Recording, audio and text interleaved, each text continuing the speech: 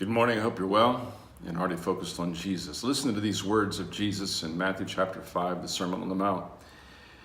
Again, you have heard it said of those of old, you shall not swear falsely, but shall perform your oaths to the Lord. But I say to you, do not swear at all, neither by heaven, for it is God's throne, nor by the earth, for it is his footstool, nor by Jerusalem, for it is the city of the great king. Nor shall you swear by your head, because you cannot make one hair white or black, but let your yes be yes, and your no be no. For whatever is more than these is from the evil one. I have learned a very simple lesson in life, and that has helped me tremendously.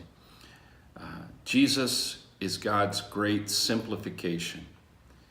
If you want to live an uncomplicated life, a simple, clear life, then just look at Jesus and your life will simplify as you begin to listen to him, to love him, and to live him.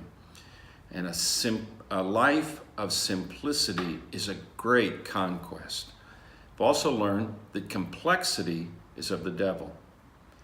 When the devil wants to work his deepest, darkest, most secret evil in the world, he has to get people who lie to cooperate with him, because his lies cover the truth until it's almost impossible to know what is the truth.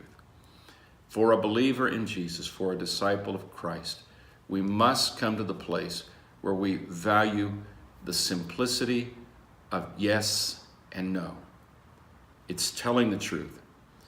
E. Stanley Jones, who is an author who was a missionary in India for 55 years, has greatly influenced my thinking about the Sermon on the Mount. And he said it like this. He said that Jesus will simplify our lives until what we say is exactly what we are. In other words, I don't need to swear, I just need to speak. And the way I speak is my oath. It is the truth. Even secular thinkers have said in the past, if you always tell the truth, then you don't even have to remember what you said, because all you keep in you is the truth. And then you just repeat the truth and you say what you said. But when you lie, you have to remember everything you say so that you can be consistent with your lies. But if someone is always speaking yes and no, then all they have to remember is yes and no.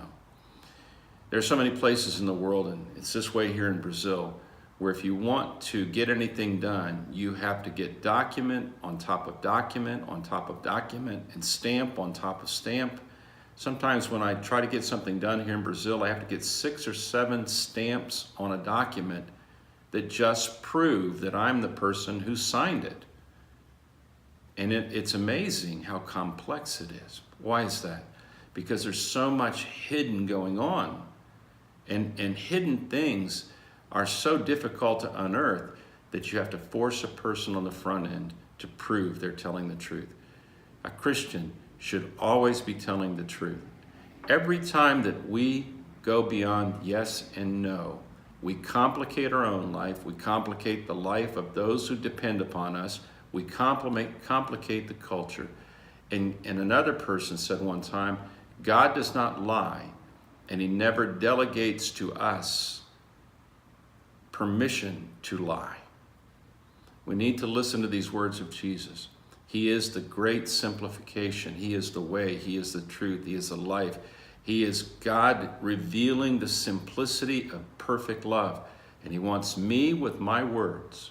And my words are the sons and daughters of my thoughts and intentions. He wants me to say only the truth, because it is only in the truth we can be set free of the power of the evil one, who is the owner and the guide into complexity. If you want to go into complexity, start lying. If you want to come out of complexity, start listening to Jesus and reduce everything down to yes and no. These words are so relevant and they're so true. And I pray that we will hear Jesus, we will love Jesus, and we will live Jesus by living these words. God bless you.